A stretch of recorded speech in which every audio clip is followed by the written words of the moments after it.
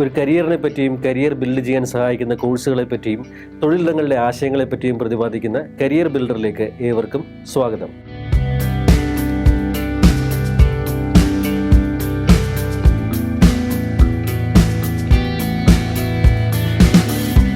നമ്മൾ ഈ കഴിഞ്ഞ എപ്പിസോഡുകളിലൊക്കെ ഒരു ജോലി കിട്ടാൻ സഹായിക്കുന്ന വിവിധ കാര്യങ്ങളെപ്പറ്റി സംസാരിച്ചു. അതൊരു റെസ്യൂമെ ബിൽഡ് ചെയ്യുന്നതിനുൾപ്പെടെ അല്ലെങ്കിൽ ഒരു ഇൻ്റർവ്യൂവിന് പ്രിപ്പയർ ചെയ്യുന്നതിനുൾപ്പെടെ പല കാര്യങ്ങളെപ്പറ്റി സംസാരിച്ചു. ഇതിൽ ചില കോഴ്സുകൾ എടുത്താൽ ആ കോഴ്സുകൾ എങ്ങനെ പഠിക്കണം, അതിലേതൊക്കെ സ്കില്ല് ഡെവലപ്പ് ചെയ്യണം, അതിന് ജോലി സാധ്യതകൾ എന്തൊക്കെ എന്നുള്ളതിനെ പറ്റിയും പ്രതിപാദിച്ചു. ഇതൊക്കെ കഴിഞ്ഞ് എനിക്ക് ഈ ഒരു കരിയർ ബിൽഡറുമായിട്ട് ബന്ധപ്പെട്ട് ചില മെസ്സേജുകൾ വന്നപ്പോൾ അതിൽ വന്നൊരു മെസ്സേജാണ്, നമ്മൾ ഈ ഒരു ജോലിക്ക് വേണ്ടിയിട്ട് ഇൻ്റർവ്യൂവിന് പ്രിപ്പയർ ചെയ്യുന്നതിനെ പറ്റിയും റെസ്യൂമെ ഉണ്ടാക്കുന്നതിനെ പറ്റിയും ഒരു ജോലി അന്തരീക്ഷത്തിൽ ശ്രദ്ധിക്കേണ്ട ചില കാര്യങ്ങളെ പറ്റിയൊക്കെ പറഞ്ഞു. പക്ഷേ എന്നാൽ ഒരു ജോലിക്ക് കയറുന്നതിന് മുമ്പ് ഒരു അപ്പോയിൻമെൻറ്റ് ലെറ്ററൊക്കെ കിട്ടിക്കഴിഞ്ഞാൽ അത് അക്സെപ്റ്റ് ചെയ്യുന്നതിനും എന്തെങ്കിലും കാര്യങ്ങൾ ശ്രദ്ധിക്കണമോ എന്ന് ചോദിച്ചൊരു ചോദ്യം വന്നു. ഇന്നത്തെ എപ്പിസോഡ് എന്നാൽ നമുക്കൊരു ഓഫർ ലെറ്ററൊക്കെ കിട്ടിക്കഴിഞ്ഞാൽ അത് അക്സെപ്റ്റ് ചെയ്യുന്നതിന് മുമ്പ്, അതിനൊരു തീരുമാനമെടുക്കുന്നതിന് മുമ്പ് ചില കാര്യങ്ങൾ ശ്രദ്ധിച്ചിട്ട് തീരുമാനമെടുക്കണം എന്നതിനെ പറ്റിയുള്ള ഒരു എപ്പിസോഡ് ആകട്ടെ എന്ന് തീരുമാനിച്ചു. നമുക്ക് ഒരു ഓഫർ ലെറ്റർ കിട്ടിയാൽ അത് അക്സെപ്റ്റ് ചെയ്യുന്നതിന് മുമ്പ് ചില കാര്യങ്ങൾ ശ്രദ്ധിക്കണം എന്ന് ഞാൻ പറഞ്ഞതുപോലെ ആ കാര്യങ്ങൾ എന്തൊക്കെയാണെന്നുള്ളതാണ് ഈ എപ്പിസോഡിൽ കൂടെ നമ്മൾ പ്രതിപാദിക്കാനായിട്ട് പോകുന്നത്. ഒരു കോഴ്സൊക്കെ പഠിച്ചു കഴിഞ്ഞിട്ട് പലരും ഒരു ഫ്രഷറായിട്ട് ആദ്യത്തെ ജോലിക്കായിരിക്കും ഇൻ്റർവ്യൂ അറ്റൻഡ് ചെയ്യുന്നത്. ചിലപ്പോൾ ആദ്യത്തെ ജോലിയുടെ ഓഫർ ആയിരിക്കും കിട്ടിയത്. മറ്റു ചിലരായിട്ട് ഒരു സ്ഥാപനത്തിൽ കുറേ വർഷം ജോലി ചെയ്തതിന് ശേഷം ഒരു മാറ്റം ആഗ്രഹിച്ച് മറ്റൊരു ജോലിക്ക് വേണ്ടി ഇൻ്റർവ്യൂ അറ്റൻഡ് ചെയ്ത് ഓഫർ കിട്ടിയതാവാം. ഇതെന്തോ ആയിക്കോട്ടെ, ഇതൊരു നമ്മളൊരു എക്സ്പീരിയൻസ് ഉള്ള ആളായാലും ഒരു ഫ്രഷർ ആയാലും ഒരു പുതിയ സ്ഥാപനത്തിൽ ഒരു പുതിയ ജോലിയിലേക്കാണ് പ്രവേശിക്കുന്നത്. അപ്പോൾ നമുക്കൊരു ഓഫർ ലെറ്റർ എന്താണെന്ന് വെച്ച് കഴിഞ്ഞാൽ, നമ്മളൊരു ഇൻ്റർവ്യൂ ഒക്കെ അറ്റൻഡ് ചെയ്ത് കഴിഞ്ഞ് നമ്മൾ ഇൻ്റർവ്യൂ ചെയ്ത ഇൻ്റർവ്യൂ ബോർഡ് ടീമിനും ആ സ്ഥാപനത്തിനും നമുക്ക് ആ ജോലി തരാൻ സന്നദ്ധതയുണ്ടെന്ന് കാണിച്ച് നമുക്ക് അയക്കുന്ന ഡോക്യുമെൻ്റാണ് ഓഫർ ലെറ്റർ. അപ്പോൾ ഈ ഒരു ഓഫർ ലെറ്റർ അക്സെപ്റ്റ് ചെയ്ത് കഴിയുമ്പോഴാണ് നമ്മൾ ജോയിൻ ചെയ്തതിന് തൊട്ട് മുമ്പ് വളരെ ഡീറ്റെയിൽഡ് ആയിട്ടുള്ള ടേംസ് ഒക്കെ പറഞ്ഞിട്ടുള്ള അപ്പോയിൻമെൻറ്റ് ലെറ്റർ തരുന്നത്. അപ്പോൾ ഓഫർ ലെറ്ററും അപ്പോയിൻമെൻറ്റ് ലെറ്ററും തമ്മിലുള്ള വ്യത്യാസം നമ്മൾ മനസ്സിലാക്കണം. അപ്പോൾ ഓഫർ ലെറ്റർ അവരുടെ ഒരു ഇനീഷ്യൽ ഇൻട്രസ്റ്റ് കാണിക്കുന്ന ഡോക്യുമെൻ്റ് ആകട്ടെ, അപ്പോയിൻമെൻറ്റ് ലെറ്റർ ആയിക്കോട്ടെ നമ്മൾ ജോലിയിലേക്ക് പ്രവേശിക്കുന്നതിന് തൊട്ട് മുമ്പ് ജോലിയിലെ മുഴുവൻ ടേംസ് ആൻഡ് കണ്ടീഷൻസ് കാണിച്ച് അവരും സൈൻ ചെയ്ത് നമ്മളും സൈൻ ചെയ്ത് കൊടുക്കേണ്ട ഒരു ഡോക്യുമെൻ്റാണ് അപ്പോയിൻമെൻറ്റ് ലെറ്റർ എന്ന് പറയുന്നത്. ഇതിൽ ഈ ഒരു ഓഫർ ലെറ്ററൊക്കെ കിട്ടിക്കഴിഞ്ഞ് പിന്നെയും നമുക്ക് കുറച്ച് സമയം കിട്ടും ഈ ഒരു ജോലി അക്സെപ്റ്റ് ചെയ്യണോ വേണ്ടോ എന്നുള്ളതിനെ പറ്റി. അപ്പോൾ അതിൽ ആദ്യം ശ്രദ്ധിക്കേണ്ട ഒരു കാര്യമാണ്, ഈ നമുക്ക് കിട്ടിയ ജോലിയുടെ ഓഫർ നമ്മുടെ ആഗ്രഹിച്ചത് തന്നെയാണോ, അതായത് നമ്മുടെ അറിവും നമ്മുടെ കഴിവും നമ്മുടെ അഭിരുചിക്കും അനുസരിച്ച് നമുക്കൊരു കരിയർ അഡ്വാൻസ്മെൻറ്റിന് വേണ്ടി സഹായിക്കുന്ന ജോലിയാണോ എന്ന് നമ്മൾ ആലോചിക്കണം. അതായത് whether it is matching with our career aspirations, നമ്മുടെ ഒരു കരിയർ ഗോളുമായിട്ട് ഇത് മാച്ച് ചെയ്യുന്നുണ്ടോ എന്നുള്ളത് നോക്കലാണ് ഇതിൽ ആദ്യത്തെ സ്റ്റെപ്പ് എന്ന് പറയുന്നത്. അതുകൊണ്ട് ഇത് ഒരു ഓഫർ ലെറ്റർ അക്സെപ്റ്റ് ചെയ്യുന്നതിന് മുമ്പ് നമുക്കൊരു കരിയർ അഡ്വാൻസ്മെൻറ്റിന് സഹായിക്കുന്നതാണോ എന്നുള്ളത് ഉറപ്പ് വരുത്തണം. എന്തെങ്കിലും ഒരു ജോലി കിട്ടിയാൽ മതി, എനിക്ക് എത്രയും പെട്ടെന്ന് ജോലി കയറണം, അല്ലെങ്കിൽ എനിക്ക് എത്രയും പെട്ടെന്ന് മറ്റൊരു ജോലി കിട്ടി ഈ സ്ഥാപനത്തിൽ നിന്ന് മാറണം എന്ന് ചിന്തിച്ച് നമ്മളൊരു ജോലി ഓഫർ ലെറ്റർ അക്സെപ്റ്റ് ചെയ്യരുത്. ഞാൻ തൊട്ട് മുമ്പ് പറഞ്ഞതുപോലെ ക്ലിയർ ആയിട്ടൊരു ലോങ് ടേം വ്യൂ വെച്ചതിന് ശേഷം മാത്രമേ നമുക്കൊരു ഓഫർ ലെറ്റർ അക്സെപ്റ്റ് ചെയ്യാവൂ. ഇതിന് ശേഷം നമ്മൾ ഈ ഓഫർ ലെറ്റർ അക്സെപ്റ്റ് ചെയ്യുന്നതിന് മുമ്പ് നമ്മൾ ഈ സ്ഥാപനത്തെ പറ്റിയും കൂടെ ഡീറ്റെയിൽഡ് ആയിട്ടൊന്ന് അറിയേണ്ടത് വളരെ അത്യാവശ്യമാണ്. നമുക്കൊരു ഇൻ്റർവ്യൂ അറ്റൻഡ് ചെയ്യുമ്പോൾ തന്നെ നമുക്ക് ആ സ്ഥാപനത്തിലുള്ള ആൾക്കാരുടെ ഒരു അപ്രോച്ച് എങ്ങനെയാണെന്നുള്ളത് മനസ്സിലാക്കാൻ സാധിക്കും. അപ്പം നിങ്ങളുടെ ഇൻ്റർവ്യൂ എക്സ്പീരിയൻസ് നിങ്ങളൊന്ന് ആലോചിക്കണം. ഇത് എത്രത്തോളമുള്ള ഒരു ഇൻ്റർവ്യൂ എക്സ്പീരിയൻസ് ആയിരുന്നു, അത് വാല്യുബിൾ ആയിട്ടുള്ള ചോദ്യങ്ങളാണോ ചോദിച്ചത്, ആ ചോദ്യങ്ങൾ നിങ്ങൾക്ക് ഉത്തരം കൊടുക്കാൻ പറ്റിയോ, അവരുടെ ആവശ്യങ്ങളൊക്കെ ന്യായമായിട്ടുള്ളതാണോ, നമുക്ക് അവിടെ ആ ജോയിൻ ചെയ്ത് കഴിഞ്ഞാൽ നമുക്ക് സ്കില്ല് ഡെവലപ്പ് ചെയ്ത് നമുക്ക് ലോങ് ടേം ആയിട്ട് കണ്ടിന്യൂ ചെയ്യാൻ പറ്റുമോ എന്നുള്ളതൊക്കെ ഒന്ന് ആലോചിക്കണം. അതിനോടൊപ്പം സ്ഥാപനത്തിനെ പറ്റി കൂടുതലായിട്ട് അറിയാനും നമ്മൾ ശ്രമിക്കണം. അതായത് സ്ഥാപനത്തിൻ്റെ വെബ്സൈറ്റ് നോക്കുക, ഇവിടെ ജോലി ചെയ്തവരും അല്ലെങ്കിൽ ഇപ്പോൾ ജോലി ചെയ്തുകൊണ്ടിരിക്കുന്ന ആൾക്കാരുമായിട്ടുള്ള അവരുടെ ഫീഡ്ബാക്ക് എടുക്കുക. മേ ബി ജോലി ചെയ്തുകൊണ്ടിരിക്കുന്ന ചില ആൾക്കാരുമായിട്ട് നിങ്ങൾക്ക് പരിചയമുണ്ടെങ്കിലോ അല്ലെങ്കിൽ പരിചയമുള്ളവർ വഴിയോ ഈ സ്ഥാപനത്തിനെ പറ്റിയുള്ള വിവരങ്ങൾ നിങ്ങൾക്ക് അറിയാവുന്നതാണ്. അതുപോലെ തന്നെ ചില വെബ്സൈറ്റ് പ്ലാറ്റ്ഫോമുകൾ നോക്കിക്കഴിഞ്ഞാൽ, ഫോർ എക്സാമ്പിൾ ഗ്ലാസ് ഡോർ എന്ന് പറഞ്ഞൊരു വെബ്സൈറ്റ് പ്ലാറ്റ്ഫോം, അല്ലെങ്കിൽ അംബിഷൻ ബോക്സ്, അല്ലെങ്കിൽ ഇൻഡീഡ് എന്നൊക്കെ പറയുന്ന വെബ്സൈറ്റ് പ്ലാറ്റ്ഫോമുകളിൽ നോക്കിക്കഴിഞ്ഞാൽ നമുക്ക് ആ ഒരു സ്ഥാപനത്തിൻ്റെ റേറ്റിംഗ് അറിയാൻ പറ്റും. അതായത് അവിടെ ജോലി ചെയ്തവരും ജോലി ചെയ്തുകൊണ്ടിരിക്കുന്നവരും അവരുടെ ആ ഒരു എക്സ്പീരിയൻസ് അവിടെ ഷെയർ ചെയ്യും. ചിലപ്പോൾ അവരുടെ ക്ലയൻറ്റ്സ് ചിലപ്പോൾ എക്സ്പീരിയൻസ് ഷെയർ ചെയ്യും, അവർക്ക് സപ്ലൈ ചെയ്യുന്ന ആൾക്കാർ എക്സ്പീരിയൻസ് ഷെയർ ചെയ്യും. അപ്പോൾ അതിൽ നിന്ന് തന്നെ നമുക്ക് ആ ഒരു സ്ഥാപനത്തിൻ്റെ ഗുഡ് ആൻഡ് ബാഡ് നമുക്ക് തിരിച്ചറിയാൻ പറ്റും, കൂടുതൽ അടുത്തറിയാനും പറ്റും. എന്നതിന് ശേഷം നമുക്കത് ജോയിൻ ചെയ്യാനായിട്ട് നമ്മുടെ മനസ്സ് റെഡി ആവുകയാണെങ്കിൽ നമുക്കത് അക്സെപ്റ്റ് ചെയ്യാം. അപ്പോൾ ഇതാണ് രണ്ടാമത്തെ കാര്യം, സ്ഥാപനത്തിനെ പറ്റി കൂടുതൽ അടുത്തറിയുക. മൂന്നാമത്തെ കാര്യമാണ്, നമ്മൾ ഒരു ജോലിക്കൊരു ഓഫറൊക്കെ കിട്ടുമ്പോൾ ചെയ്യേണ്ട ജോലിയെ പറ്റി ഒരു ധാരണ നമുക്കുണ്ടാകുക എന്നുള്ളത്. അതിനെ നമ്മൾ ജോബ് ഡിസ്ക്രിപ്ഷൻ എന്നൊക്കെയാണ് പറയാറുള്ളത്. അതായത് ജോലിക്ക് വേണ്ടിയിട്ടുള്ള ഡ്യൂട്ടീസ് ആൻഡ് റെസ്പോൺസിബിലിറ്റീസ് എന്തൊക്കെയാണ്, നിങ്ങളുടെ ഉത്തരവാദിത്തങ്ങൾ ഏതൊക്കെ സമയങ്ങളിൽ ഏതൊക്കെ രീതിയിലാണ് നിറവേറ്റേണ്ടത് എന്നുള്ളതിനെ പറ്റിയൊക്കെ അറിയുക. അപ്പം ഇതിലെന്തെങ്കിലും സംശയം ഉണ്ടെങ്കിൽ നമുക്ക് ആ സ്ഥാപനത്തിൻ്റെ HR-ഉമായിട്ട് സംസാരിച്ച് അതിൻ്റെ ഡൗട്ട്സ് ക്ലാരിഫൈ ചെയ്യാവുന്നതാണ്. അല്ലാതെ പലപ്പോഴും നമ്മൾ ജോലി കയറിയതിന് ശേഷം ഇതല്ല എന്നോട് പറഞ്ഞത്, ഇതെനിക്കറിയില്ല എന്ന് പറഞ്ഞ് പല മിസ്കമ്മ്യൂണിക്കേഷനും ഉണ്ടാകാറുണ്ട്. അതുകൊണ്ട് നമ്മൾ ഒരു അപ്പോയിൻമെൻറ്റ് ലെറ്റർ കിട്ടി ജോലിക്ക് ജോയിൻ ചെയ്യുന്നതിന് മുമ്പ് തന്നെ നമുക്ക് ആ ജോബ് ഡിസ്ക്രിപ്ഷനെ പറ്റി ഒരു ധാരണ ഉണ്ടാവേണ്ടതാണ്. മറ്റൊരു എപ്പിസോഡിൽ ഞാൻ പറഞ്ഞു, ഈ ജോബ് ഡിസ്ക്രിപ്ഷൻ ഈവൻ ഇൻ്റർവ്യൂവിൻ്റെ സമയത്ത് തന്നെ നമ്മൾ അറിയണം. ഒരു ഇൻ്റർവ്യൂവിന് പോകുന്നതിന് മുമ്പ് തന്നെ ഒരു ജോലിയുടെ പോസ്റ്റിംഗ് വരുമ്പോൾ തന്നെ ആ ജോലിയിൽ എന്തൊക്കെ ചെയ്യണം എന്നുള്ളത് അന്നേ നമ്മൾ അറിഞ്ഞിരിക്കണം. അപ്പോൾ അത്രത്തോളം ക്ലാരിറ്റി നമുക്ക് ഉണ്ടാവുമെന്നുള്ളതാണ്. അതുകൊണ്ട് ജോബ് ഡിസ്ക്രിപ്ഷൻ അറിയുക എന്നുള്ളതാണ് മൂന്നാമത്തെ ഘടകം. നാലാമത്തെ ഘടകമാണ് ഈ നേച്ചർ ഓഫ് ജോബ് എന്താണെന്നുള്ളത്. നേച്ചർ ഓഫ് ജോബ് ചെയ്യേണ്ട രീതിയുണ്ട്, അതിനെ നമ്മൾ നേച്ചർ ഓഫ് ജോബ് എന്ന് പറയും. അത് മാത്രമല്ല, ഈ ജോലിക്കുള്ളൊരു ടേംസിന് നമുക്കൊരു നേച്ചറുണ്ട്. അതായത് ഈ ജോലി അവർ തരുന്നതൊരു പെർമനൻറ്റ് നേച്ചറിലുള്ളൊരു ജോബാണോ അതോ ടെമ്പററി നേച്ചറിലുള്ളൊരു ജോബാണോ അത് നമ്മൾ അറിയണം. ഇനി പെർമനൻറ്റ് നേച്ചറിലുള്ളൊരു ജോബാണെങ്കിൽ തന്നെ അതിൽ പ്രൊബേഷൻ എത്ര സമയമാണ്, ഈ പ്രൊബേഷൻ കഴിഞ്ഞ് ആ ജോലിയിലേക്ക് കൺഫേം ചെയ്യുന്നതിന് മുമ്പ് ആ പ്രൊബേഷനും കൺഫർമേഷനിലാക്കാനുള്ള പ്രോസസ്സ് എന്താണ്, ആ പ്രോസസ്സ് എത്ര സമയം കഴിഞ്ഞിട്ടാണ് നടക്കുന്നത്, 6 മാസം കഴിഞ്ഞിട്ടാണോ 1 കൊല്ലം കഴിഞ്ഞിട്ടാണോ നടക്കുന്നത് എന്നുള്ളത് നമ്മൾ അറിഞ്ഞിരിക്കണം. ഇനി കോൺട്രാക്റ്റ് ആണെങ്കിൽ എത്ര വർഷത്തേക്കാണ് കോൺട്രാക്റ്റ്, ആ കോൺട്രാക്റ്റ് കഴിഞ്ഞിട്ട് റിന്യൂ ചെയ്യണമെങ്കിൽ അതിന് ഇൻ്റർവ്യൂ പ്രോസസ്സ് ഉണ്ടോ അതോ ഓട്ടോമാറ്റിക് റിന്യൂവലാണോ, ഇതൊക്കെ നമ്മൾ അറിഞ്ഞിരിക്കേണ്ട കാര്യമാണ്. ഇതാണ് നേച്ചർ ഓഫ് എംപ്ലോയ്മെൻറ്റ് എന്ന് പറയുന്നത്. അപ്പോൾ പെർമനൻ്റ് ആണെങ്കിൽ പ്രൊബേഷൻ എത്ര, പ്രൊബേഷൻ കഴിഞ്ഞ് കൺഫർമേഷൻ എങ്ങനെ, കോൺട്രാക്റ്റ് ആണെങ്കിൽ അതിൻ്റെ നേച്ചർ, ഇത്രയും നമ്മൾ അറിഞ്ഞിരിക്കേണ്ടത് വളരെ അത്യാവശ്യമാണ്. നേച്ചർ ഓഫ് എംപ്ലോയ്മെൻറ്റിൻ്റെ കാര്യം പറഞ്ഞതുപോലെ മറ്റൊരു കാര്യമാണ്, പല സ്ഥാപനങ്ങളും ഇപ്പോൾ പുതിയതായിട്ട് ജോയിൻ ചെയ്യുന്ന എംപ്ലോയീസിനോടും അല്ലെങ്കിൽ ലാറ്ററൽ എൻട്രി ആയിട്ട് വരുന്ന എംപ്ലോയീസിനോടും ഒക്കെ എഗ്രിമെൻറ്റ്സ് ഒപ്പിടാനായിട്ട് ആവശ്യപ്പെടാറുണ്ട്. ഇതിൽ നമുക്ക് ഒരു എംപ്ലോയറെ മാനേജ്മെൻറ്റിനെ ഒന്നും കുറ്റം പറയാറില്ല. കാരണം എംപ്ലോയീസിനെ റീറ്റെയിൻ ചെയ്യുക എന്ന് പറയുന്നത് അത്രത്തോളം ടഫായിട്ടുള്ള കാര്യങ്ങളാണ്. അതായത് നല്ല സാലറി ഓഫർ കൊടുത്ത് ഒരു നല്ലൊരു എംപ്ലോയിയെ കിട്ടിക്കഴിഞ്ഞാൽ ചിലപ്പോൾ ആ എംപ്ലോയി 3 മാസം കഴിഞ്ഞും 6 മാസം കഴിഞ്ഞുമൊക്കെ പെട്ടെന്ന് റിസൈൻ ചെയ്ത് പോകാറുണ്ട്. അങ്ങനെ വരുമ്പോഴത്തേക്ക് സ്ഥാപനത്തിൻ്റെ പല പ്രോജക്റ്റുകളും അവിടെ നിന്ന് പോകും, വിചാരിച്ച പല കാര്യങ്ങൾക്കും തടസ്സമുണ്ടാകും. അപ്പോൾ ഇത് ഒഴിവാക്കുന്നതിന് വേണ്ടിയിട്ട് ഒരു കമ്മിറ്റ്മെൻറ്റിന് വേണ്ടിയിട്ട് പല സ്ഥാപനങ്ങളും എഗ്രിമെൻറ്റുകൾ ആവശ്യപ്പെടാറുണ്ട്. ഇതിനെ നമ്മൾ എംപ്ലോയ്മെൻറ്റ് ബോണ്ടെന്ന് എംപ്ലോയി എഗ്രിമെൻറ്റ്സ് എന്നൊക്കെ നമ്മൾ വിളിക്കാറുണ്ട്. ഇതിൻ്റെ ഒരു ലീഗൽ സ്റ്റേറ്റസ് എത്രത്തോളം എന്ന് ചോദിച്ചു കഴിഞ്ഞാൽ പലപ്പോഴും ഈ എംപ്ലോയി ബോണ്ടുകൾക്ക് നമ്മുടെ ഇന്ത്യൻ ലോ അനുസരിച്ച് വലിയ വാലിഡിറ്റി ഒന്നുമില്ല. പക്ഷേ ഇതിനൊരു കൂടുതലൊരു സൈക്കോളജിക്കൽ ഫോഴ്സാണ്, ഒരു എന്താ പറയേണ്ട ഒരു ഫിയർ പലപ്പോഴും ആൾക്കാരിൽ കൊണ്ടുവരുന്നു എന്നുള്ളതാണ്, അല്ലെങ്കിൽ ഒരു കമ്മിറ്റ്മെൻറ്റ് ഫാക്ടർ കൊണ്ടുവരുന്നു.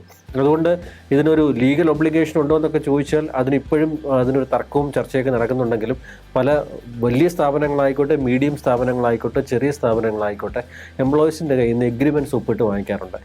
പ്രധാനമായിട്ടും ഒരു ജോബ് മാർക്കറ്റിൽ 2-3 തരത്തിലുള്ള ജോബ് എഗ്രിമെൻറ്റുകളുണ്ട്. നമ്മൾ വളരെയധികം ശ്രദ്ധിക്കണം. അപ്പോൾ അതിൽ ഏതെങ്കിലും ഒരു എഗ്രിമെൻറ്റ് നമ്മളോട് ഒപ്പിടാനായിട്ട് ജോയിൻ ചെയ്യുന്നതിന് മുമ്പ് ഒപ്പിടാനായിട്ട് ആവശ്യപ്പെടുന്നുണ്ടെങ്കിൽ അതിനായിട്ടുള്ള നമ്മുടെ സംശയങ്ങളൊക്കെ ചോദിച്ച് മനസ്സിലാക്കി മാക്സിമം അതിനൊരു ക്ലാരിഫിക്കേഷൻ വരുത്തിയതിന് ശേഷം മാത്രമേ അത്തരത്തിലുള്ള എഗ്രിമെൻറ്റുകളിൽ നമ്മൾ ഒപ്പിടാനായിട്ട് പാടുള്ളൂ. അപ്പോൾ ഇതിൽ ഒരു ടൈപ്പ് ഓഫ് എഗ്രിമെൻ്റാണ് giving all the original documents എന്ന് പറയും. അതായത് അത് ചിലപ്പോൾ ഒരു സ്ഥാപനം നിങ്ങളോട് വന്നിട്ട് 3 വർഷം ഇവിടെ ജോലി ചെയ്യണം, ആ ജോലി ചെയ്യാനായിട്ടൊരു എഗ്രിമെൻറ്റ് ഒപ്പിടണം. ആ എഗ്രിമെൻ്റ് ഒപ്പിടുമ്പോൾ നമ്മുടെ എല്ലാ വേണ്ടപ്പെട്ട ഒറിജിനൽ സർട്ടിഫിക്കറ്റ്സും അവർക്ക് ഹാൻഡ് ഓവർ ചെയ്യണം. ഹാൻഡ് ഓവർ ചെയ്തിട്ട് 3 വർഷത്തിനുള്ളിൽ നിങ്ങൾ റിസൈൻ ചെയ്ത് പോവുകയാണെങ്കിൽ ഒരു വലിയ പെനാൽറ്റി നിങ്ങൾ തിരിച്ചടയ്ക്കണം. ഒറിജിനൽ സർട്ടിഫിക്കറ്റ്സ് അത് കഴിഞ്ഞ് റിലീസ് ചെയ്യുള്ളൂ എന്നൊക്കെ പറഞ്ഞിട്ടുള്ള എഗ്രിമെൻറ്റ് ഒരു ടൈപ്പ് ഓഫ് ബോണ്ടുണ്ട്. അത് ഒറിജിനൽ സർട്ടിഫിക്കറ്റ്സ് പലപ്പോഴും കൊടുക്കുമ്പോഴത്തേക്ക് പലതരത്തിലുള്ള പ്രശ്നങ്ങൾ ഉണ്ടാകാറുണ്ട്. അപ്പോൾ അതാണ് ഒരു ടൈപ്പ് ഓഫ് എഗ്രിമെൻറ്റ് അല്ലെങ്കിൽ ബോണ്ട് എന്ന് പറയുന്നത്.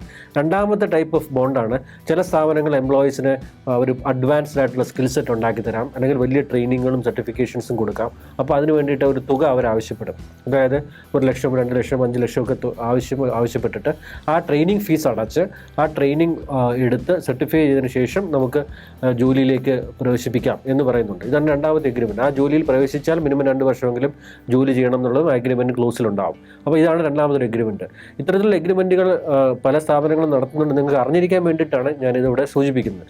മൂന്നാമത്തെ എഗ്രിമെൻ്റാണ് പ്രത്യേകിച്ച് ഡോക്യുമെൻറ്റുകളോ അല്ലെങ്കിൽ പൈസയായിട്ടൊന്നും സ്ഥാപനങ്ങൾ വാങ്ങിക്കില്ല. പക്ഷെ അവർ പറയും ഒരു ഓഫർ ലെറ്റർ തന്ന് നിങ്ങൾ അക്സെപ്റ്റ് ചെയ്ത് ജോലിയിൽ പ്രവേശിക്കുകയാണെങ്കിൽ മിനിമം 2 വർഷം 3 വർഷം ഞങ്ങളുടെ കൂടെ വർക്ക് ചെയ്യണം.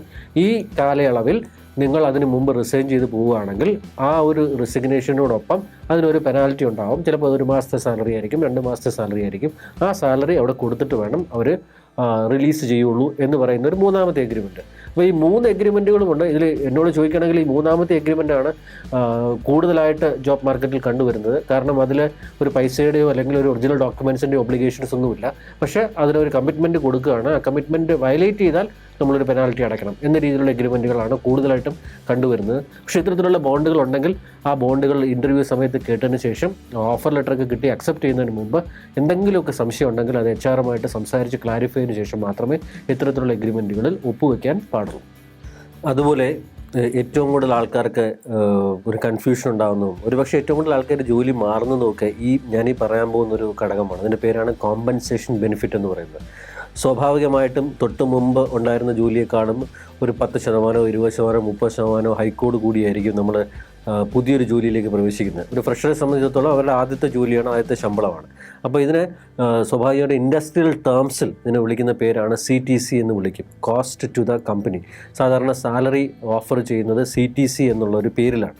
അപ്പോൾ ഇതിൽ ഒരു നല്ല സ്ഥാപനം ഒരു കോമ്പൻസേഷൻ ഇഷ്യൂ ചെയ്യുമ്പോൾ അതിനകത്ത് വിവിധ കമ്പോണൻറ്റുകൾ കാണും. അപ്പോൾ ആ കമ്പോണൻറ്റുകൾ എന്തൊക്കെയാണെന്നുള്ളത് നമ്മൾ മനസ്സിലാക്കി കഴിഞ്ഞാൽ പിന്നീട് അതിലൊരു കൺഫ്യൂഷൻ ഉണ്ടാവില്ല. അപ്പോൾ ഒരു സാലറിയിൽ തന്നെ ഒരു മാസം കിട്ടുന്നതിൽ ഒരു ഫിക്സഡ് കമ്പോണൻറ്റ് ഉണ്ടായിരിക്കും. പിന്നെ അതുപോലെ തന്നെ നമ്മുടെ പെർഫോമൻസ് അനുസരിച്ചിട്ട് ഉള്ള വേരിയബിൾ കമ്പോണൻറ്റുകൾ ഉണ്ടായിരിക്കും. ഇനി സ്ഥാപനം തരുന്ന സ്റ്റാറ്റ്യൂട്ടറി കമ്പോണൻറ്റും ഉണ്ടായിരിക്കും. അപ്പോൾ ഇതിനകത്ത് ഫിക്സഡ് കമ്പോണൻ്റ് എന്ന് പറഞ്ഞു കഴിഞ്ഞാൽ എല്ലാ മാസവും നമുക്ക് സ്ഥിരമായിട്ട് കിട്ടിക്കൊണ്ടിരിക്കുന്ന തുകയാണ്. വേരിയബിൾ എന്ന് പറഞ്ഞു കഴിഞ്ഞാൽ ചിലപ്പോൾ അത് പെർഫോമൻസ് അനുസരിച്ച്, അത് ഓർഗനൈസേഷൻ്റെ പെർഫോമൻസും നിങ്ങളുടെ ഡിപ്പാർട്ട്മെൻറ്റിൻ്റെ പെർഫോമൻസും ടീമിൻ്റെ പെർഫോമൻസും നിങ്ങളുടെ വ്യക്തി എന്നുള്ള എംപ്ലോയി എന്നുള്ള രീതിയിലുള്ള നിങ്ങളുടെ പെർഫോമൻസും വേരി ചെയ്യുന്നതനുസരിച്ച് ആ എമൗണ്ട് മാറിക്കൊണ്ടിരിക്കും. അതാണ് ഒരു വേരിയബിൾ കമ്പോണൻ്റ് എന്ന് പറയുന്നത്. പിന്നെ സ്ഥാപനം നമ്മളുടെ ഹെൽത്ത് സ്റ്റാറ്റ്യൂട്ടറി ബെനിഫിറ്റുകൾ, അതായത് employee state insurance, employee provident fund, ഇത്തരത്തിലുള്ള കാര്യങ്ങൾക്ക് വേണ്ടിയിട്ട് സ്ഥാപനം കോൺട്രിബ്യൂട്ട് ചെയ്യുന്ന കമ്പോണൻ്റാണ് സ്റ്റാറ്റ്യൂട്ടറി കമ്പോണൻ്റ് എന്ന് പറയുന്നത്. അപ്പോൾ ഇതൊക്കെ നമ്മുടെ ഓഫർ ലെറ്ററിൽ കൃത്യമായിട്ടുണ്ടോ, ഉണ്ടെങ്കിൽ തന്നെ അതിലെന്തെങ്കിലും സംശയമുണ്ടോ എന്നുള്ളത് നമ്മൾ ക്ലാരിഫൈ ചെയ്യണം. പലപ്പോഴും ഈ ഫിക്സഡ് കമ്പോണൻറ്റിൽ തന്നെ ഉദാഹരണത്തിന് ഒരു 30,000 രൂപ സാലറി ആണെങ്കിൽ സാലറി ചിലപ്പോൾ കിട്ടുമ്പോൾ ചിലപ്പോൾ അതൊരു 26,000 രൂപയെ കയ്യിൽ കിട്ടുള്ളൂ. പിന്നെ അവിടെ പോയിട്ട് എംപ്ലോയി പോയി പലപ്പോഴും ഈ HR മാനേജറോട് തർക്കിക്കുന്നത് നമുക്ക് കാണാറുണ്ട്. നിങ്ങൾ പറഞ്ഞത് ഫിക്സഡ് 30,000 എന്നല്ല, പക്ഷേ കയ്യിൽ 25 കിട്ടിയുള്ളൂ, 26 കിട്ടിയുള്ളൂ എന്ന് പറഞ്ഞ് തർക്കിക്കുന്നത് കാണാം. പക്ഷേ ഒരു കാര്യം മനസ്സിലാക്കേണ്ടത്, നമ്മൾ ഈ സ്റ്റാറ്റ്യൂട്ടറി കമ്പോണൻ്റ് എന്ന് പറയുന്ന മൂന്നാമത്തെ കമ്പോണൻറ്റിൽ അതിനകത്ത് എംപ്ലോയറുടെ കോൺട്രിബ്യൂഷനുമുണ്ട്, എംപ്ലോയിയുടെ കോൺട്രിബ്യൂഷനുമുണ്ട്. അപ്പോൾ ഈ സ്റ്റാറ്റ്യൂട്ടറി കമ്പോണൻ്റ് എന്ന് എഴുതിയിരിക്കുന്നതിൽ ഈ സ്ഥാപനം നമ്മളുടെ ESIക്കും PFനും വേണ്ടി കൊടുക്കുന്ന എമൗണ്ടാണ് അതിൽ എഴുതിയിരിക്കുന്നത്. പക്ഷേ അതേ ESIയുടെയും PFയുടെയും അതിൽ ഒരുപക്ഷെ ഒരേ പെർസെൻറ്റേജ് ആയിരിക്കില്ല, മാറിക്കൊണ്ടിരിക്കുന്ന പെർസെൻറ്റേജിൽ എംപ്ലോയിയുടെ സാലറിയിൽ നിന്നും ഒരു തുക ഈ പ്രോവിഡൻറ്റ് ഫണ്ടിലേക്കും ഇൻഷുറൻസിലേക്കും അതുപോലെ ചിലപ്പോൾ ചില തുക ഇൻകം ടാക്സിലേക്കും ഒക്കെ പിടിക്കും. ആ തുകയെല്ലാം കഴിഞ്ഞിട്ടായിരിക്കും നമ്മുടെ കയ്യിൽ കിട്ടുന്നത്. അപ്പോൾ ആ ഫിക്സഡ് കമ്പോണൻറ്റിൽ എഴുതി വെച്ചിരിക്കുന്ന എമൗണ്ടിനേക്കാളും ചിലപ്പോൾ കുറച്ചേ കയ്യിൽ കിട്ടുകയുള്ളൂ. ആ കിട്ടാനുള്ള കാരണം ഇത്തരത്തിലുള്ള കോൺട്രിബ്യൂഷൻസിലേക്ക് എംപ്ലോയിയുടെ സാലറിയിൽ നിന്നും എംപ്ലോയിയുടെ കോൺട്രിബ്യൂഷനായിട്ട് അത് പോകുന്നത് കൊണ്ടാണ്. ഇത് പലപ്പോഴും മനസ്സിലാക്കാതെ അവിടെ പോയി വലിയ തർക്കമുണ്ടായി, വലിയ കോൺഫ്ലിക്റ്റ് ഉണ്ടായി, ആ ഒരു വർക്ക് എൻവയോൺമെൻറ്റിൽ തന്നെ പ്രശ്നങ്ങൾ ഉണ്ടാക്കുന്നത് കാണാറുണ്ട്. അപ്പോൾ ഇതിലെന്തെങ്കിലുമൊക്കെ സംശയങ്ങളുണ്ടെങ്കിൽ ജോയിൻ ചെയ്യുന്നതിന് മുമ്പ് അത് HR മാനേജറോടോ അല്ലെങ്കിൽ അതുമായിട്ട് ബന്ധപ്പെട്ട ആൾക്കാരോട് ചോദിച്ച് ക്ലാരിഫൈ ചെയ്തിട്ട് വേണം നമ്മൾ മുമ്പോട്ട് പോകേണ്ടത്. നമ്മൾ ഈ കുറേ കാലമായിട്ട് ഈ കരിയർ എന്നുള്ള വാക്ക് ഉപയോഗിക്കുന്നുണ്ട്. നമ്മൾ ഈ കരിയർ എന്ന് ഉദ്ദേശിക്കുന്നത് ലോങ് ടേം ആയിട്ടുള്ള നമ്മുടെ ഒരു ജോലി, ആ ഒരു ജോലിയുടെ വിവിധ തലങ്ങളിൽ നമുക്ക് ഉയർന്ന് മുമ്പോട്ട് പോകുന്നതിനെ പറ്റിയാണ്. പക്ഷേ നമ്മൾ ആലോചിച്ച് നോക്കുക, നമുക്കൊരു ഗവൺമെൻറ് ജോലി കിട്ടിക്കഴിഞ്ഞാലോ അല്ലെങ്കിൽ ചില പ്രധാനപ്പെട്ട പ്രൈവറ്റ് സ്ഥാപനങ്ങൾ, ഇപ്പോൾ ടാറ്റ, ബിർള, റിലയൻസ് പോലുള്ള സ്ഥാപനങ്ങളിൽ ജോലി കിട്ടിക്കഴിഞ്ഞാൽ 20, 30, 40 വർഷമൊക്കെ അവിടെ ജോലി ചെയ്തിട്ട് പുറത്തു പോകുന്ന ആൾക്കാരെ കാണാം, റിട്ടയറായി പുറത്തു പോകുന്ന ആൾക്കാരെ കാണാം. പക്ഷേ ഇപ്പോൾ മാറി വരുന്ന ഒരു കാഴ്ചപ്പാടിലേക്ക് ഈ കരിയർ എന്ന് പറയുമ്പോൾ ഫ്രീക്വൻറ്റ് ചേഞ്ചസ് ഉണ്ട് എന്നുള്ളത് നമ്മൾ മനസ്സിലാക്കണം. അത് മാർക്കറ്റിൽ ഫ്രീക്വൻറ്റ് ചേഞ്ചസ് ഉണ്ട്, നേച്ചർ ഓഫ് ബിസിനസ്സിലുണ്ട്, നേച്ചർ ഓഫ് ജോബിലുണ്ട്, നേച്ചർ ഓഫ് ടെക്നോളജിയിലുമുണ്ട്. അപ്പോൾ അതിനനുസരിച്ച് നമ്മൾ ചിലപ്പോൾ ഒരു സ്ഥാപനത്തിൽ തന്നെ നമ്മൾ മാറിക്കൊണ്ടിരിക്കണം. നമ്മൾ ചെയ്തുകൊണ്ടിരിക്കുന്ന ജോലി ആ സ്ഥാപനത്തിൽ 30 വർഷം ചെയ്തെന്ന് വരാൻ പറ്റില്ല. ചിലപ്പോൾ ആ നേച്ചർ ഓഫ് ജോബ് ചിലപ്പോൾ അടുത്ത 2 കൊല്ലം കഴിയുമ്പോൾ മാറിയില്ലെങ്കിൽ നമുക്ക് ആ സ്ഥാപനത്തിൽ നിന്ന് പുറത്ത് പോകേണ്ടി വരും. ചിലപ്പോൾ ആ സ്ഥാപനത്തിന് തന്നെ അവർ ചെയ്തുകൊണ്ടിരിക്കുന്ന കാര്യങ്ങൾ മാറ്റേണ്ടി വരും. അപ്പോൾ അതുകൊണ്ട് ഒരു കരിയറിൽ ഏറ്റവും കൂടുതൽ ഫോക്കസ് ചെയ്യേണ്ടത് നമ്മുടെ സ്കില്ലിനെ ഒന്നുകിൽ റീസ്കില്ല് ചെയ്യുക, അല്ലെങ്കിൽ അതിനെ വീണ്ടും ഉള്ള സ്കില്ല് തന്നെ ഷാർപ്പൺ ചെയ്തുകൊണ്ടിരിക്കുക എന്നുള്ളതാണ്. അപ്പം അപ്സ്കില്ല് ചെയ്യുക, റീസ്കില്ല് ചെയ്യുക, ഷാർപ്പൺ ചെയ്യുക, ഈ 3 കാര്യങ്ങൾ നമ്മൾ ഫോക്കസ് ചെയ്യണം. അപ്പോൾ നിങ്ങൾ ഓഫർ അക്സെപ്റ്റ് ചെയ്യാൻ പോകുന്ന സ്ഥാപനം ഇത്തരത്തിൽ നിങ്ങളുടെ സ്കില്ല് ഡെവലപ്പ് ചെയ്യാനുള്ള ട്രെയിനിങ് ആൻഡ് ഡെവലപ്മെൻറ്റ് തരുന്ന സ്ഥാപനമാണോ എന്നുള്ളത് നമ്മൾ ചെക്ക് ചെയ്യണം. ട്രെയിനിങ് ആൻഡ് ഡെവലപ്മെൻറ്റ് പലപ്പോഴും സ്ഥാപനങ്ങൾ ഇൻറ്റേർണലായിട്ട് ട്രെയിനിങ് തരാറുണ്ട്. അതല്ല, വിവിധ ലോകത്തിലെ തന്നെ വിവിധ സർട്ടിഫിക്കേഷൻ പ്രോഗ്രാമുകളിലേക്ക് നമ്മളെ അയച്ച് നമ്മുടെ തന്നെ എഡ്യൂക്കേഷനും അവയർനെസ്സും കോമ്പിറ്റൻസും വർദ്ധിപ്പിക്കാനായിട്ട് സ്ഥാപനം തന്നെ എമൗണ്ട് ടൈം സ്പെൻഡ് ചെയ്ത് നമ്മളെ അയക്കാറുണ്ട്. അപ്പം ഇതിന് ട്രെയിനിങ് ആൻഡ് ഡെവലപ്മെൻറ്റിനുള്ള ഓപ്പർച്യൂണിറ്റി, അപ്സ്കില്ലിങ്ങിനുള്ള ഓപ്പർച്യൂണിറ്റി ഉണ്ടോ എന്നുള്ളത് നമ്മൾ ചെക്ക് ചെയ്യണം. സ്വാഭാവികമായിട്ടും ഒരു ജോലി കിട്ടിക്കഴിഞ്ഞാൽ ആ ജോലിയിൽ പ്രവർത്തിക്കാൻ ആവശ്യമായിട്ടുള്ള ഫങ്ഷണൽ സ്കിൽസും ആ ജോലിയിൽ പെരുമാറാൻ ആവശ്യമായിട്ടുള്ള ബിഹേവിയറൽ സ്കിൽസും പിന്നെ ഓർഗനൈസേഷൻ്റെ റൂൾസ് ആൻഡ് റെഗുലേഷൻസ് അലൈൻ ചെയ്തുകൊണ്ട് പോകാനുള്ള ഓർഗനൈസേഷണൽ സ്കിൽസ്, ഈ 3 ഏരിയയിൽ ഫോക്കസ് ചെയ്തിട്ടായിരിക്കും ഒരു സ്ഥാപനം ട്രെയിനിങ് ആൻഡ് ഡെവലപ്മെൻറ്റ് തരുന്നത്. അപ്പോൾ ഒരു വർഷം കുറച്ച് മണിക്കൂർ തന്നെ നമ്മുടെ ട്രെയിനിങ് ആൻഡ് ഡെവലപ്മെൻറ്റിന് വേണ്ടി മാറ്റിവെച്ച് നമ്മുടെ personal and professional skills upskill ചെയ്യണം. എങ്കിൽ മാത്രമേ നമുക്ക് ഈ മാറുന്ന കരിയർ കാഴ്ചപ്പാടിൽ പിടിച്ചു നിൽക്കാനായിട്ട് സാധിക്കുകയുള്ളൂ. അപ്സ്കില്ലിൻ്റെ കാര്യം പറഞ്ഞതുപോലെ തന്നെ നമുക്ക് ഈ ഒരു ജോലി കിട്ടിക്കഴിഞ്ഞാൽ അതിൽ ഗ്രോ ചെയ്യണമല്ലോ. അപ്പോൾ കരിയർ ഗ്രോത്ത് ഓപ്പർച്യൂണിറ്റീസ് എങ്ങനെയുണ്ട് എന്നുള്ളത് നമ്മൾ ചെക്ക് ചെയ്യണം. ഉദാഹരണത്തിന് ഒരു പ്രൊമോഷൻ ലഭിക്കണമെങ്കിലോ അല്ലെങ്കിൽ അടുത്ത ലെവലിലേക്ക് പോകണമെങ്കിൽ ആ ഒരു സ്ഥാപനത്തിന് അതിനൊരു പ്രോസസ്സ് ഉണ്ടാവും. ആ പ്രോസസ്സും നമ്മൾ മനസ്സിലാക്കേണ്ടതുണ്ട്. ഇപ്പോൾ ചിലപ്പോൾ പെർഫോമൻസ് അപ്രൈസൽ എന്ന് പറഞ്ഞൊരു പ്രോസസ്സ് ഉണ്ടാവും. അപ്പോൾ ആ പെർഫോമൻസ് അപ്രൈസൽ ചിലപ്പോൾ ക്വാർട്ടർലി, ഓരോ 3 മാസം 4 മാസം കഴിയുമ്പോൾ ഒരു ഇവാലുവേഷൻ ആയിരിക്കും, ചിലപ്പോൾ ഹാഫ് ഇയർലി ആയിരിക്കും, ചിലപ്പോൾ ഇയർലി ആയിരിക്കാം. അപ്പോൾ ആ ഇയർലിയുള്ള ഇവാലുവേഷൻ്റെ ബേസിലായിരിക്കാം നമ്മുടെ പെർഫോമൻസിൽ നമ്മുടെ സാലറി കൂട്ടണോ, നമുക്ക് അടുത്ത ലെവലിലേക്ക് കൊണ്ടുപോകണോ എന്നുള്ളതൊക്കെ അവർ പറയുന്നത്. അതുപോലെ തന്നെ ചില സ്ഥാപനങ്ങൾ കൃത്യമായിട്ട് പറയും, നമുക്ക് അടുത്ത ലെവലിലോട്ട് പോകണമെങ്കിൽ നിങ്ങൾ ഇന്ന സ്കിൽസ് അക്വയർ ചെയ്യണം, ഇന്ന കോഴ്സുകൾ പഠിക്കണം, ഇന്ന സർട്ടിഫിക്കറ്റുകൾ നിങ്ങൾ അതിനു മുമ്പ് ചെയ്തിരിക്കണം. അപ്പോൾ ജോലി മാത്രമല്ല, നമ്മൾ കണ്ടിന്യൂസ് ആയിട്ട് പഠിക്കുകയും കണ്ടിന്യൂസ് ലേണിംഗ് മൈൻഡ് സെറ്റ് ഉണ്ടാവുകയും പുതിയ കോഴ്സുകൾ എടുക്കുകയും സർട്ടിഫിക്കേഷൻസ് എടുക്കുകയും അതിനോടൊപ്പം പോസിറ്റീവായിട്ടുള്ള അപ്രൈസൽ പ്രോസസ്സിൽ കൂടെ കടന്നു പോവുകയും കൂടെ ചെയ്യുമ്പോൾ മാത്രമാണ് നമുക്ക് കരിയർ ഗ്രോത്ത് ഉണ്ടാകുന്നത്. അപ്പോൾ ഈ കരിയർ ഗ്രോത്തിൻ്റെ പാത്ത് എങ്ങനെയാണെന്നുള്ളതൊക്കെ നമ്മളൊന്ന് മനസ്സിലാക്കി വെക്കണം ഒരു സ്ഥാപനത്തിൽ കയറുന്നതിന് മുമ്പ്. അമിത പ്രതീക്ഷയോടുകൂടി അല്ലെങ്കിൽ കാര്യങ്ങൾ അറിയാതെ നമ്മളൊരു ജോലിക്ക് വേണ്ടി കയറരുത് എന്നുള്ളതാണ് അർത്ഥം. നല്ല സ്ഥാപനങ്ങളൊക്കെ അവരെങ്ങനെയാണ് അടുത്ത ലെവലിലേക്ക് ഒരു എംപ്ലോയിക്ക് ഉയർന്നു പോകാൻ പറ്റുക, ഗ്രോ ചെയ്യാൻ പോകുക എന്നുള്ളതൊക്കെ അവരുടെ എംപ്ലോയി പോളിസിയിൽ കൃത്യമായിട്ട് എഴുതിയിട്ടുണ്ടാവും. അപ്പോൾ അതിനുള്ള സംശയങ്ങൾ നിങ്ങൾക്ക് എന്തെങ്കിലും ഉണ്ടെങ്കിൽ നമുക്ക് ഇൻ്റർവ്യൂ തന്നെ ചിലപ്പോൾ ചോദിക്കാവുന്ന ഒരു ചോദ്യമാണ്. സാധാരണ മണ്ടൻ ചോദ്യങ്ങൾ ചോദിക്കുന്നതിനേക്കാളും നല്ല ചോദ്യങ്ങൾ ചോദിക്കാം. For example, what will be the career growth for my post if I get selected? അതായത് എന്നെ ഈ ഒരു ജോലിക്ക് എടുത്തു കഴിഞ്ഞാൽ, ഈ ജോലിയിൽ ഞാൻ കയറിയാൽ എൻ്റെ കരിയർ ഗ്രോത്തിനുള്ള സാധ്യതകൾ എന്തൊക്കെയാണ് എന്നുള്ളത് ഇൻ്റർവ്യൂ ബോർഡിനോട് ചോദിക്കാവുന്ന ഒരു ചോദ്യമാണ്.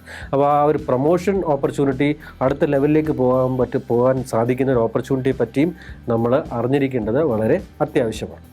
ഒരു സ്ഥാപനത്തിൻ്റെ കൾച്ചർ എന്താണെന്നുള്ളത് നമ്മൾ മനസ്സിലാക്കണം എന്നുള്ളതാണ്. അപ്പോൾ അത് ഈ സ്ഥാപനത്തിൽ ജോലി ചെയ്യുന്നവരുമായിട്ടും അല്ലെങ്കിൽ ജോലി ചെയ്തവരുമായിട്ടും അല്ലെങ്കിൽ ഇതിൻ്റെ കസ്റ്റമേഴ്സുമായിട്ടും അല്ലെങ്കിൽ ഇതുമായി ബന്ധപ്പെട്ട് വന്ന ആർട്ടിക്കിൾസുമായിട്ടൊക്കെ നോക്കിയൊക്കെ നമുക്ക് മനസ്സിലാക്കാൻ സാധിക്കും. ഇപ്പോൾ ഈ കൾച്ചർ എന്ന് ഉദ്ദേശിക്കുന്നത് ഡിഫറെൻറ്റ് ടൈപ്സ് ഓഫ് കൾച്ചർ ഉണ്ടെങ്കിലും ഇതിൽ 2 രീതിയിലാണ് പ്രധാനമായിട്ട് ഇന്ത്യൻ കോണ്ടെക്സ്റ്റിൽ നമ്മൾ ഈ വർക്ക് കൾച്ചറിനെ പറയുന്നത്. ഒന്ന് ഹയറാർക്കിക്കൽ കൾച്ചർ എന്ന് പറയും. അതായത് ഇപ്പം നമ്മളൊരു പ്രത്യേക സ്ഥാനത്ത് ഇരിക്കുന്നു. ഈ സ്ഥാനത്തിൽ നമുക്ക് സ്ഥാപനത്തിൻ്റെ MD സംസാരിക്കണം എന്നുണ്ടെങ്കിൽ നമുക്ക് നേരിട്ട് പോയി സംസാരിക്കാൻ പറ്റില്ല. നമ്മൾ തൊട്ട് മുകളിലുള്ള ആളെ അറിയിക്കണം, അദ്ദേഹത്തിൻ്റെ മുകളിലുള്ള ആളെ അറിയിക്കണം, അത് കഴിഞ്ഞ് അദ്ദേഹത്തിൻ്റെ മുകളിലുള്ള ആളെ അറിയിക്കും, അത് കഴിഞ്ഞായിരിക്കും MD എടുത്തെത്തുന്നത്. അങ്ങനെ പല ലെവലുകളിൽ കൂടെ കമ്മ്യൂണിക്കേറ്റ് ചെയ്യാൻ പറ്റുന്ന ഹയറാർക്കിക്കൽ സ്ട്രക്ചർ പല സ്ഥാപനങ്ങളിലുമുണ്ട്. അപ്പോൾ പിന്നെ അതിൽ വർക്ക് ചെയ്യാൻ താല്പര്യമുള്ള ആൾക്കാരുമുണ്ട്. നമ്മൾ അതിൽ വർക്ക് ചെയ്യാൻ താല്പര്യം ഉണ്ടോ എന്നുള്ളത് നമ്മളൊന്ന് നോക്കേണ്ടതാണ്. മറ്റ് ചില കൾച്ചറാണ് ഓപ്പൺ കൾച്ചർ എന്ന് പറയും. ഈ ഓപ്പൺ കൾച്ചർ എന്ന് പറയുമ്പോൾ കുറേ കൂടെ ഫ്രീഡവും ഫ്ലെക്സിബിലിറ്റിയും ഉള്ളതാണ്. അതായത് നമുക്കിപ്പോൾ ഒരു സജഷനോ ഒരു കാര്യമോ നമ്മുടെ ഏറ്റവും ഉന്നത അതോറിറ്റിയുടെ അടുത്തോ ഒരു MD അടുത്തോ ഒരു CEO അടുത്തോ പറയണം, CEO അടുത്തോ പറയണം എന്നുണ്ടെങ്കിൽ നമുക്ക് തൊട്ട് മുകളിലുള്ള മാനേജറോ അതിൻ്റെ മുകളിലുള്ള മാനേജർ വഴി കടന്നു പോകണമെന്നില്ല. നമുക്ക് നേരിട്ട് തന്നെ MD റൂമിൽ പോയി സംസാരിച്ച് ഈ കാര്യം ബോധ്യപ്പെടുത്താവുന്നതാണ്. ഇതിനാണ് ഒരു ഓപ്പൺ ഫ്ലാറ്റ് കൾച്ചർ എന്ന് പറയുന്നത്. അപ്പോൾ ഇങ്ങനെ ഹയറാർക്കിക്കൽ കൾച്ചറുമുണ്ട്, ഫ്ലാറ്റ് കൾച്ചറുമുണ്ട്. അപ്പോൾ ഇതിനോട് എങ്ങനെ യോജിച്ച് പോകാൻ നമ്മുടെ മൈൻഡ് സെറ്റ് സജ്ജമാണോ എന്നുള്ളതും നമ്മളൊന്ന് ആലോചിക്കേണ്ടതാണ്. അപ്പോൾ ഇതൊരു വർക്ക് അന്തരീക്ഷത്തിലുള്ള കൾച്ചറിനെ പറ്റിയാണ് പറയുന്നത്. ഇനി മറ്റൊരു കാര്യം നമ്മൾ നോക്കേണ്ടതാണ് വർക്കിംഗ് അവേഴ്സും മോഡ് ഓഫ് വർക്കും. അതായത് നമുക്ക് ഈ ഒരു ഓഫർ അപ്പോയിൻമെൻറ്റ് ലെറ്ററൊക്കെ കിട്ടുമ്പോൾ തന്നെ ഒരാഴ്ചയിൽ എത്ര മണിക്കൂർ ജോലി ചെയ്യണം, ഒരു ദിവസം എത്ര മണിക്കൂർ ജോലി ചെയ്യണം, അതുപോലെ തന്നെ ഷിഫ്റ്റ് സമ്പ്രദായമുണ്ടോ, ഈ ജോലി സമയം എപ്പോഴാണ്, ഇങ്ങനെയുള്ള കാര്യങ്ങളെല്ലാം നോക്കിയിട്ട് വേണം നമ്മൾ പോകാനായിട്ട്. ഒരു ഇന്ത്യൻ കോണ്ടെക്സ്റ്റിൽ ഫാക്ടറീസ് ആക്ട് അനുസരിച്ച് ഒരു വ്യക്തിക്ക് മാക്സിമം 48 മണിക്കൂറാണ് ഇന്ത്യയിൽ ഒരാഴ്ചയിൽ ജോലി ചെയ്യേണ്ടത്. അപ്പം അതിനകത്താണോ നിൽക്കേണ്ടത്? അതിൽ കൂടുതൽ ജോലി ചെയ്ത് കഴിഞ്ഞാൽ സ്ഥാപനം എങ്ങനെ സപ്പോർട്ട് ചെയ്യും? ചിലപ്പോൾ ചില കാര്യങ്ങൾ കൂടുതൽ ജോലി ചെയ്യേണ്ടി വരും. അവിടെ നമ്മളൊരു യൂണിറ്റിക്ക് വേണ്ടിയിട്ട് വേണ്ടിയിട്ടും സ്ഥാപനത്തിൻ്റെ ചില കോമൺ അച്ചീവ്മെൻറ്റിന് വേണ്ടിയിട്ടും ചിലപ്പോൾ ചില കാര്യങ്ങൾ നമ്മൾ പ്രതീക്ഷിക്കാതെ തന്നെ ഒരുമിച്ച് ചെയ്യേണ്ടി വരും. അതിൻ്റെ ബെനിഫിറ്റ് വരുമ്പോൾ അത് എല്ലാവർക്കും കിട്ടും. പക്ഷേ ഒരു റൂൾ പ്രകാരം 48 മണിക്കൂറാണ് ഒരാഴ്ചയിൽ ജോലി ചെയ്യേണ്ടത്. അപ്പം അതിന് ഷിഫ്റ്റ് സമ്പ്രദായമുണ്ടോ? ആ ഷിഫ്റ്റ് സമ്പ്രദായം ഉണ്ടെങ്കിൽ അതിന് എന്തൊക്കെ സപ്പോർട്ടാണ് കിട്ടുന്നത്, ഇത് അഡ്ജസ്റ്റ് ചെയ്യേണ്ടത് എങ്ങനെ, ഇങ്ങനെയുള്ള കാര്യങ്ങളും കൂടെ ഒക്കെ നമ്മളൊന്ന് നോക്കി മനസ്സിലാക്കേണ്ടതാണ്. ഇപ്പോൾ വർക്ക് ഫ്രം ഹോം ഒരു മോഡൊക്കെ ഇപ്പം നിലവിലുണ്ട്. അതായത് ഒരാഴ്ചയിൽ തന്നെ ഇത്ര ദിവസം ഓഫീസിൽ പോവുക, ഇത്ര ദിവസം വീട്ടിൽ ഇരുന്ന് വർക്ക് ചെയ്യാം, ചിലപ്പോൾ ഫുള്ളായിട്ട് വീട്ടിൽ ഇരുന്ന് വർക്ക് ചെയ്യാം. അപ്പം അങ്ങനെയുള്ള ഒരു നേച്ചറിലാണോ നമ്മൾ താല്പര്യപ്പെടുന്നത്? അപ്പോൾ ഇതെല്ലാം നോക്കി മനസ്സിലാക്കിയിട്ട് വേണം നമ്മൾ ഓഫർ അക്സെപ്റ്റ് ചെയ്യേണ്ടത്. കരിയർ എപ്പോഴും ലോങ് ടേമിൽ ഫോക്കസ് ആയതുകൊണ്ട് നമ്മളൊരു ജോലി കയറിയാൽ തന്നെ അവിടെ നമുക്കൊരു പ്രൊഫഷണൽ നെറ്റ്വർക്കിംഗ് ഓപ്പർച്യൂണിറ്റി ഉണ്ടോ എന്നുള്ളത് നമ്മൾ ശ്രദ്ധിക്കണം. അതായത് ഇപ്പോൾ നമ്മുടെ ഒരു ജോലി സ്ഥാപനത്തിൽ തന്നെ ചിലപ്പോൾ വിവിധ ഡിപ്പാർട്ട്മെൻറ്റുകളുമായിട്ട് ചേർന്നിട്ടുള്ള മീറ്റിങ്ങുകൾ നടത്താം. അത് ഫോർമൽ മീറ്റിംഗ് ആവാം, ഇൻഫോർമൽ മീറ്റിംഗ് ആവാം, ചിലപ്പോൾ കമ്പനി നടത്തുന്ന ചിലപ്പോൾ ഗെറ്റ് ടുഗദേഴ്സ് ആവാം, ഫാമിലി ഉൾപ്പെടെ വിളിച്ചിട്ടുള്ള ഗെറ്റ് ടുഗദേഴ്സ് ആവാം. അപ്പോൾ ഇത്തരത്തിലുള്ള കാര്യങ്ങളിലൊക്കെ പങ്കെടുക്കുമ്പോൾ നമുക്ക് ആൾക്കാരെ കൂടുതൽ അറിയാനും നെറ്റ്വർക്കിംഗ് ഇമ്പ്രൂവ് ചെയ്യാനും സാധിക്കും. ഇതിനോടൊപ്പം തന്നെ വിവിധ നമ്മുടെ ജോലിയുമായി ബന്ധപ്പെട്ട ഇൻഡസ്ട്രിയൽ ഈവൻറ്റ്സ് പലയിടത്തും നടത്തും. അപ്പോൾ അത് സ്ഥാപനം നമ്മൾ ചിലപ്പോൾ അത്തരത്തിലുള്ള ഇവൻറ്റുകളിലേക്ക് അയക്കുകയാണെങ്കിൽ അവിടെ പോയി ഈ നമ്മുടെ മേഖലയിൽ പ്രവർത്തിക്കുന്നവരെയും മറ്റ് മേഖലകളിൽ പ്രവർത്തിക്കുന്നവരെ അടുത്തറിയാനും അവരുടെ നോളജും അവരുടെ എക്സ്പീരിയൻസും ഗ്യാദർ ചെയ്ത് തിരിച്ച് സ്ഥാപനത്തിൽ വന്ന് നമുക്ക് സ്ഥാപനത്തിന് വേണ്ടി കോൺട്രിബ്യൂട്ട് ചെയ്യാനും വ്യക്തിപരമായി നമ്മളെ അപ്സ്കിൽ ചെയ്യാനും ഒക്കെ സഹായിക്കും. അപ്പോൾ പ്രൊഫഷണൽ നെറ്റ്വർക്കിന് സപ്പോർട്ട് ചെയ്യുന്ന ഒരു ജോലിയാണോ ഇതെന്നുള്ളതും നമ്മളൊന്ന് ശ്രദ്ധിക്കേണ്ടതാണ്. അപ്പോൾ ഞാനീ പറഞ്ഞ കുറേ കാര്യങ്ങൾ നമ്മളൊരു ഓഫർ ലെറ്റർ അക്സെപ്റ്റ് ചെയ്യുന്നുണ്ടെങ്കിൽ അപ്പോയിൻമെൻറ്റ് ലെറ്റർ അക്സെപ്റ്റ് ചെയ്യുന്നതിന് മുമ്പ് നമ്മൾ ശ്രദ്ധിക്കണം. അതിനകത്ത് ഇത് നമ്മുടെ കരിയർ ഗോളുമായിട്ട് മാച്ച് ചെയ്യുന്നതാണോ, ഇതിൻ്റെ നേച്ചർ ഓഫ് ജോബ് പ്രൊബേഷനാണോ, കോൺട്രാക്റ്റാണോ, കൺഫർമേഷൻ എപ്പോഴാണെന്നുള്ളത് ചെക്ക് ചെയ്യണം. അതുപോലെ ജോബ് ഡിസ്ക്രിപ്ഷൻ വൃത്തിയായിട്ട് അതിനെ മനസ്സിലാക്കണം. അതുപോലെ തന്നെ കോമ്പൻസേഷൻ പാക്കേജിനെ പറ്റി എന്തെങ്കിലും ക്ലാരിഫിക്കേഷൻ ഉണ്ടെങ്കിൽ അത് ധാരണ വരുത്തണം. എഗ്രിമെൻറ്റുകളോ ബോണ്ടുകളോ അല്ലെങ്കിൽ നോൺ ഡിസ്ക്ലോഷർ എഗ്രിമെൻറ്റുകളോ സൈൻ ചെയ്യണമെന്നുണ്ടെങ്കിൽ അതിനെപ്പറ്റി വ്യക്തമായിട്ട് മനസ്സിലാക്കിയിട്ട് വേണം സൈൻ ചെയ്യേണ്ടത്. അതുപോലെ ലേണിംഗ് ആൻഡ് ഡെവലപ്മെൻറ്റിനും ട്രെയിനിങ്ങിനും അപ്സ്കില്ലിങ്ങിനുള്ള ഓപ്പർച്യൂണിറ്റീസ് ഉണ്ടോ എന്നുള്ളത് നമുക്ക് ചോദിക്കാവുന്നതാണ്. അതുപോലെ വർക്ക് മോഡും വർക്കിംഗ് അവേഴ്സിനെ പറ്റി നമ്മൾ അറിയണം. സ്ഥാപനത്തിൻ്റെ വർക്കിംഗ് കൾച്ചർ എന്താണെന്നുള്ളതൊന്ന് മനസ്സിലാക്കണം. പ്രൊഫഷണൽ നെറ്റ്വർക്കിങ്ങിനുള്ള സാധ്യതകളെ പറ്റിയും മനസ്സിലാക്കണം. ഇങ്ങനെ ഇത് മാത്രമല്ല, നമുക്ക് എന്തൊക്കെ സംശയങ്ങളുണ്ടോ ആ സംശയങ്ങളെല്ലാം ക്ലാരിഫൈ ചെയ്തതിന് ശേഷം മാത്രമാണ് ഏറ്റവും അവസാനമായിട്ടുള്ള കോമൺ എഗ്രിമെൻ്റ് ആയിട്ടുള്ള അപ്പോയിൻമെൻറ്റ് ലെറ്ററിൽ സൈൻ ചെയ്യേണ്ടത്. കാരണം ഒരു ജോലിയിൽ കയറി 3 മാസമോ 6 മാസമോ കഴിഞ്ഞ് രാജിവെച്ച് പോകാനായിരിക്കരുത് നമ്മുടെ ഓരോ ജോലിയിലും ശ്രദ്ധിക്കേണ്ടത്. ഒരു ജോലിയിൽ കയറി കഴിഞ്ഞാൽ ആ സ്ഥാപനത്തിൽ ലോങ് ടേം ആയിട്ട് എത്രത്തോളം കാലം കണ്ടിന്യൂ ചെയ്യാം എന്നുള്ളതായിരിക്കണം നമ്മുടെ ഫോക്കസ്.